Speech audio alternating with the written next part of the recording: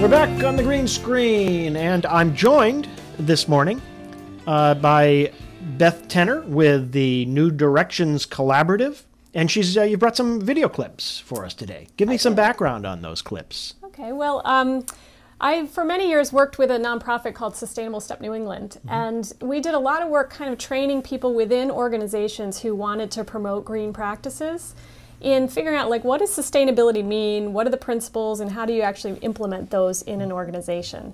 And we did work all around New England with business, government, universities, and recently decided, after about 10 years, to wind down that organization and put all our best stuff up on the web for anyone to use, and to make some videos of some of the best case studies we saw of leaders around the region who had done great things, taking these ideas and running with them. So the videos are here to share. They're up on that website, and we'll start out with one from Mount Wachusett Community College in central Massachusetts, and I'll let you see the story and let it speak for itself. Great, let's take a look.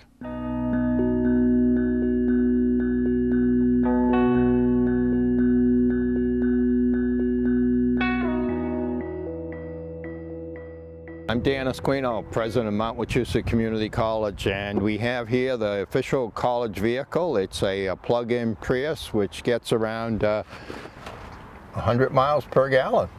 Originally, we got involved in green energy, sustainability before it was even fashionable, approximately 15 years ago, when we looked at our electric bill. We were paying over $1 million a year. So at that time, someone from our Forest and Wood Products board suggested biomass as an alternative energy source.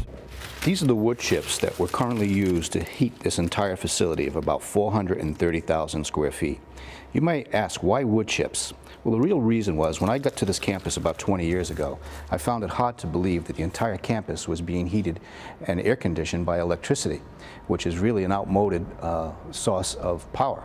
The first question that everyone asks when they look at this power plant is, what did it cost?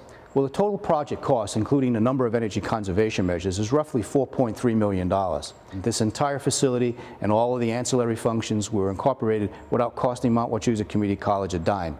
This is Mount Wachusett Community College's photovoltaic installation. It represents 100 kilowatts of power.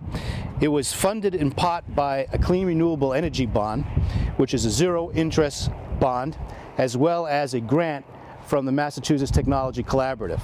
Roughly $850,000 to make this installation in place. It covers the better part of our roof and produces about 100 kilowatts of power. Right behind me, we're going to install two 1.65 megawatt turbines, which will produce approximately 97% of the college's demand. In fact, we'll be able to put back approximately 30% of our output capacity back into the grid. We've saved almost $4 million since 2002 to now. We've displaced 17 million gallons of water and conserved in the order of 36 million kilowatts of electricity. Those are staggering numbers.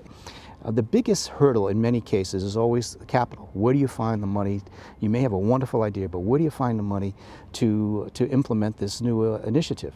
I think the college was very, very creative in leveraging multiple resources. We received money from the U.S. Department of Energy, from the Massachusetts Technology Collaborative Renewable Energy Trust Fund. We received energy rebates from the utilities companies, et cetera, et cetera. So it was parlaying all of those funds and utilizing performance contracting to cement that whole project together, which I think is the unique aspect. I think any college can put in a plant, any college can put in a turbine, but how one finances that and does that with minimal impact on the institution, and in our case, generating positive cash flow, I think that's the uniqueness of this particular installation. If we were had the same operation today that we had 15 years ago, prior to the biomass, the photovoltaics, and the wind turbines, and all of the renovations we made, if we had done none of those things, I really can't envision the college being in business today. As a result of all the renewable energy work that we've done, sustainability and the concepts of renewable energy have really become the mantra of this institution. It's now infused throughout our curriculum, and as a matter of fact, our institution was granted the authority to offer a degree in this area. Whether it's our English, whether it's our newspaper, everybody's embraced the work that we're doing, and it's infused throughout everything that we do on this campus.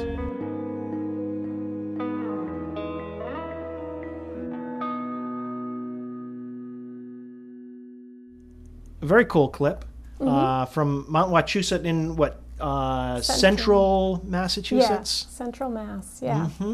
Yeah. And so what are some of the things that you take from that case study? Well, I think that one's really interesting in the way that they kind of used this unique context they had, and they had a very effective internal kind of change agent, you might call Ed.